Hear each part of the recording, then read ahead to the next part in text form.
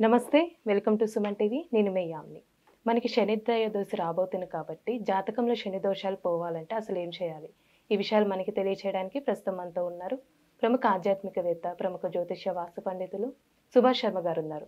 గురుగారితో మాట్లాడి ఆ విషయాల గురించి అడిగి తెలుసుకుందాం. నమస్కారం గురుగారు. శ్రీమాత్రే నమః. గురుగారు, మనకి శనిత్రయోదశి వస్తుందండి. అయితే ఇప్పుడు జాతకంలో శని దోషాలు చాలా మందికి ఉంటాయి. వాళ్ళకి సంబంధించి ఏ విధంగా చేసుకుంటే మంచిది? ప్రేక్షకులందరికీ శ్రీమాత్రే నమః. శ్రీ గురుభ్యో నమః. నమో దేవ్యై మహాదేవ్యై శివాయై సతతం నమః. నమ ప్రకృత్యై భద్రాయై నిహతాం ప్రణతాస్మిత. నీలాంజన సమాభాసం రవిపుత్రమిమాగ్రజం ఛాయామార్తాండ సంభూతం తం నమామి శనైశ్చరం. జాతకంలో శని ప్రభావం ఉన్నటువంటి వారు కొన్ని రాసుల వారు ఉన్నారు. అది ముఖ్యంగా కర్కాటక రాశి వారికి అష్టమ శని ప్రభావం అనేటటువంటిది నడుస్తుంది. అలాగే వృశ్చిక రాశి వారికి అర్ధాష్టమ శని అనేటటువంటిది నడుస్తుంది. అలాగే మకరం, కుంభము, మీనం ఈ మూడు రాశుల వారికి, మకర రాశి వారికి ఇంకా 2.5 సంవత్సరాల శని ప్రభావం అనేటటువంటిది ఉంటుంది.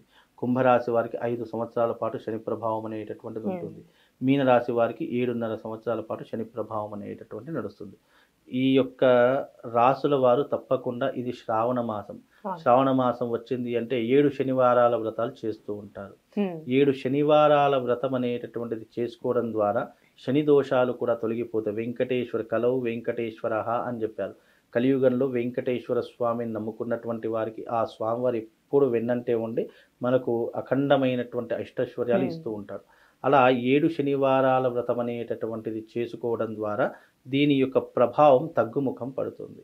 అలాగే 7 శనివారాల వ్రతంతో పాటు శాశ్వతంగా శని యొక్క ప్రభావం నుంచి బయటపడాలి, శని యొక్క ప్రభావం తగ్గుముఖం పట్టాలి అంటే గనక శనికి సంబంధించినటువంటి తంత్రయాగం ఒకటి ఉంటుంది.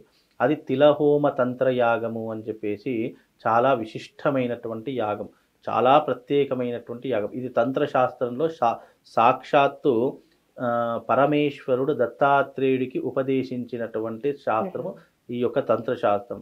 ఆ తంత్రశాస్త్రంలో లిఖించినటువంటిది రాయబడింది ఏంటి అంటే గనక, కలియుగంలో ఎవరైనా తీవ్రమైనటువంటి అప్పుల బాధతో కానివ్వండి, శని దేనికి సంకేతంగా ఉంటాడంటే మనకు విలాసవంతమైనటువంటి జీవితాన్ని గడపడానికి, అప్పుల ఊబిలో కూడుకుపోవడానికి, అలాగే లేనిపోని అలవాట్లు కారణం కావడానికి, అనవసరంగా రోడ్డు ప్రమాదాలు, యాక్సిడెంట్లు జరగడానికి, ప్రాణాన్ని అరిచేతిలో పెట్టుకొని మనం పరిగెత్తేలా చేసేటటువంటి వాడు, అలాగే మన జీవితంలో ధనానికి, ధాన్యానికి లోటు చేసేటటువంటి వాడు, మనకు ఎప్పుడూ కూడా అనారోగ్య సమస్యలను కలిగించేటటువంటి వాడు, మనకు ఒక రోజులో కావాల్సినటువంటి పనిని కూడా 10 రోజులు పొడిగించేటటువంటి జరిగేలా చేసేటటువంటి వాడు శని భగవానుడు.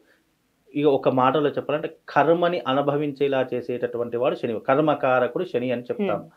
కర్మకారకము అంటే ఏంటి? మనం చేసినటువంటి పాపపుణ్యాలే మన కర్మ రూపంలో వెంటాడుతూ ఉంటాయి. అలా కర్మను అనుభవించేలా చేసేటటువంటి వాడు జాతకంలో శని భగవాన్. అలానే శని వెళ్తూ మంచి పనులు కూడా చేస్తారు. వెళ్ళేటటువంటి సమయంలో తప్పకుండా ఏదో ఒక అదృష్టయాన్ని మనకి ఇచ్చేసి, ఎందుకంటే శని భగవానుడి యొక్క తత్వం ఏంటంటే, అయ్యో ఇన్ని రోజులు నేను వీళ్ళ కర్మానుసారంగా నా కర్తవ్యాన్ని నేను చేశాను కనుక వీళ్ళకు శని వదిలేటప్పుడు, శని వెళ్ళిపోయేటప్పుడు తప్పకుండా వీళ్ళకి ఏదో ఒక అదృష్టాన్ని కలిగించే వెళ్తాం. ఊరికే వట్టి చేతులతో మాత్రం ఎప్పుడు కూడా సమయం గురించి ఎదురు చూడవలసింది. ఎందుకంటే నిజంగా చెప్తున్నా, శని దశ వస్తే మనకు జీవితంలో అంతకంటే అదృష్టమైన యోగం లేదని చెప్పుకోవచ్చు. ఎందుకంటే జీవితంలో మంచి ఉన్నప్పుడు, మన దగ్గర డబ్బు ఉన్నప్పుడు అందరూ వస్తారు. కానీ కష్టాల్లో ఉన్నప్పుడు వచ్చేటటువంటి వాడు ఎవడు, మనం బాధల్లో వచ్చేటటువంటి సమయంలో మనం ఓదార్చేవాడు ఎవరు అనేటటువంటి విషయాలను మన జ్ఞానోదయాన్ని చేసేటటువంటి వాడు, నిజంగా నేర్పించేటటువంటి వాడు శని. శని ఏం దుష్టుడు, రాక్షసుడు కాదు. శని చేసేటటువంటి మేలు జాతకంలో ఏ గ్రహం కూడా చెయ్యదు. అంత విశేషమైనటువంటి వాడు శని భగవానుడు. కానీ ఆయన చూసే తిడతాము, అయ్యో నీకు శని పట్టిందిరా, నీ నెత్తి మీద శని ఆడుతుందిరా అని అంటుంటాం. కానీ నిజంగా శని భగవానుడు అంత గొప్ప గ్రహము గ్రహాలలో ఏ గ్రహం కూడా లేదు. బికాజ్ శని దశ వచ్చింది అంటే మంచేంటి, చెడేంటి, ఎవరు నీ వాళ్ళు, ఎవరు పరాయి వాళ్ళు, ఎవరు ఉన్నప్పుడు మనతో ఉన్నారు, ఎవరు లేనప్పుడు మనతో ఉన్నారు, ఎవరు లేనప్పుడు మనకు సహాయం చేశారు, ఎవరు లేనప్పుడు మనల్ని ఓదార్చారు అంటే నిజాన్ని, సత్యాన్ని తెలుసుకోవాలి అంటే శని దశ అనుభవించవలసింది. అది ఒక్కసారి అనుభవించి దాని నుంచి బయటపడ్డామా, ఇక జీవితంలో మనల్ని ఎదుర్కొనేటటువంటి వాళ్ళు కానీ, జీవితంలో మనకు ఎదురొచ్చే వాళ్ళు కానీ ఇక ఎవ్వరు ఉండరండి. నిజంగా శని దశ ఈజ్ గ్రేట్.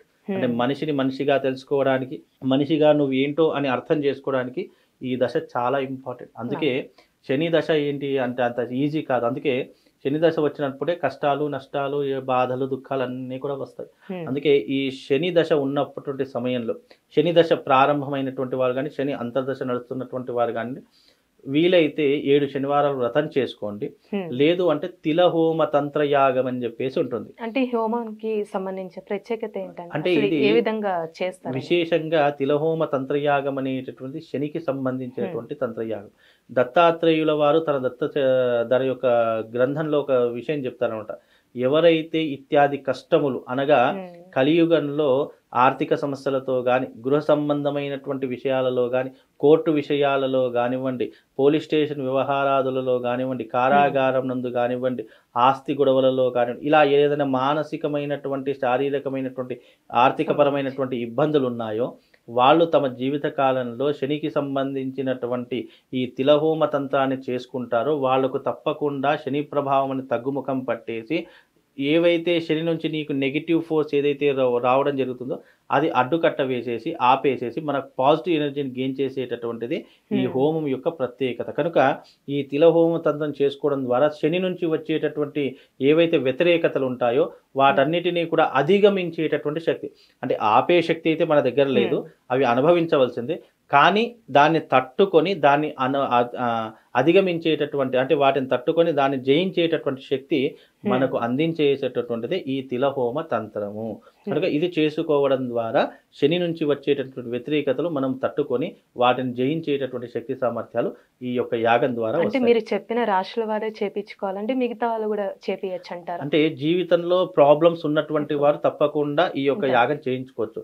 ఎస్పెషల్లీ ఈ రాసుల వారు, అంటే దాదాపుగా 5 రాసుల వారికి ఈ యొక్క గ్రహ ఏళ్ళనాటి శని ప్రభావము, అర్ధాష్టమ శని ప్రభావము, ఈ మళ్ళీ తర్వాత 2.5 సంవత్సరాల శని ప్రభావం అనేది వీళ్ళకు ఉంటుంది. ఎవరికి ఉంటుంది? ఇప్పుడు కర్కాటక రాశి వారికి అష్టమ శని ప్రభావం నడుస్తుంది. కనుక కర్కాటక రాశి వారు తప్పకుండా చేసుకోవాలి. ఇక రెండవ రాశి ఏంటి? వృశ్చిక రాశి. వృశ్చిక రాశి వారికి అర్ధాష్టమ శని నడుస్తుంది. కనుక అర్ధాష్టమ శని ప్రభావం ఉన్న వాళ్ళు కూడా చేయించుకోవాలి. అలాగే మకర రాశి వారికి ఇంకా 2.5 సంవత్సరాల పాటు శని ప్రభావం అనేటటువంటిది ఉంటుంది. కనుక ఈ మకర రాశి వారు మళ్ళీ చేసుకోవాలి. అలాగే కుంభరాశి వారికి 5 సంవత్సరాల పాటు మళ్ళీ జన్మస్థానంలోనే ఇప్పుడు మనకు కుంభరాశిలో శని ఉన్నాడు. మళ్ళీ అది మీనంలో అడుగు పెట్టినా దాని ముందున్నటువంటి రాశి వెనకున్నటువంటి రాశికి కూడా శని ప్రభావం అనేటటువంటిది పడుతుంది. కనుక ఈ కుంభరాశి వారు చేసుకోవాలి. తరువాత మీన రాశి వారికి 7.5 సంవత్సరాల పాటు శని ఉంటుంది. కనుక మీన రాశి వారు, ఈ 5 రాశుల వారు తప్పకుండా తిలహోమ తంత్రం చేయించుకోండి. శని ప్రభావం అనేట తొలగిపోయి మీ కుటుంబ విషయం కానీ, ఆర్థికపరమైన విషయం కానీ, ఆరోగ్య విషయంలో కానీ అన్ని రకాలుగా మీకు చాలా శుభం జరుగుతుంది. అదృష్ట యోగం అనేటటువంటిది మీ దగ్గరికి వచ్చే అవకాశము. అంటే ఈ హోమం మీరు చేపిస్తారా? తప్పకుండా చేయిస్తామమ్మ. ఈ హోమం తాంత్రిక విధానంలో చేయించడం అనేటటువంటిది చాలా విశేషమైన మంత్రయుధంగా చేసేటటువంటి పద్ధతి ఒకటి ఉంటే, తాంత్రిక విధానంలో చేసుకోవడం వల్ల రిజల్ట్ తొందరగా వచ్చేసేసి వాళ్ళకు అనుకున్నటువంటి పనులన్నీ కూడా తప్పకుండా పూర్తయిపోతాయి. ఇది మా ఆధ్వర్యంలో తప్పకుండా నడుస్తుంది. ఇది మన హైదరాబాద్ పట్టణంలోనే చేయిస్తామమ్మా. అయితే ఇది చేయించుకునేటటువంటి వాళ్ళను బట్టి మనం ఒక ప్లేస్ అనేటటువంటి డిసైడ్ చేస్తాం. కనుక ఇది సామూహికంగా చేసుకోవచ్చు, ఇండివిజువల్ గా చేసుకుందాం అనుకుంటే గనక వాళ్ళ సొంత ఇల్లు అయితే సొంత ఇంట్లోనే చేసుకోవచ్చు. ఇంట్లో చేసుకోవడం ద్వారా కూడా విశేషమైనటువంటి పుణ్య ఫలితం కలుగుతుంది. ఇంట్లో ఏదైనా మనకు తెలియని దుష్ట శక్తులు కానివ్వండి, నెగిటివ్ ఎనర్జీ కానివ్వండి, ఏదైనా ఉన్నా కానీ అది ఇంట్లో నుంచి వెళ్ళిపోవడానికి ఈ యాగం కూడా చాలా ప్రత్యేకంగా ఉపయోగపడుతుంది. కనుక ఇది చేసుకోవడం ద్వారా మనకు శుభము లాభము రెండు చేకూరుతాయమ్మా. చాలా చక్కగా తెలియజేశారు గురుగారు, ధన్యవాదాలండి.